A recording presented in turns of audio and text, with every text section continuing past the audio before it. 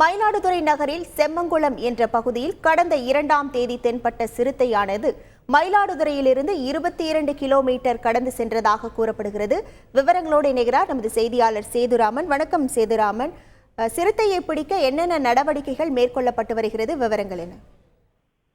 மயிலாடுதுறை நகரில் செம்மங்குளம் என்ற பகுதியில் கடந்த 2ஆம் தேதி தென்பட்ட சிறுத்தையானது தொடர்ந்து 4 நாட்களாக செம்மங்குளம் ஆரோக்கியநாதபுரம் ரயிலடி என நகரை சுற்றி உள்ள 3 கிலோமீட்டர் தொலைவிற்குள் சுற்றி திரிந்தது.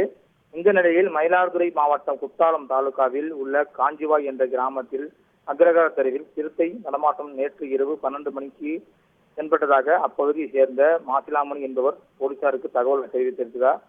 மேலும் அவர் அந்த கால் தடத்தை கூடை கொண்டு மூடி வைத்திருந்தார். இதை அடுத்து அந்த பகுதியில் இன்று காலை பாலையூர் போலீசார் ஆய்வு செய்து அந்த கால் தடம் சிறுத்தையின் கால் தடத்தையும் ஒத்திருப்பதை அறிந்து வனத்தினர்களுக்கு தகவல் தெரிவித்தனர். இதைத் தொடர்ந்து வன ஆய்வாளர் ஜெயச்சந்திரன் மற்றும் மசினா குடியிலிருந்து T20 புலி பிடிப்பதில் சிறப்பாக செயல்பட்ட நீலகிரி முதுமலையில் பணியாற்றும் பொம்மன் தலைமையிலான 3 வன காவலர்கள் சம்பவ இடத்திற்கு சென்ற சோதனை செய்தனர். சோதனையில் அங்கு பதிவான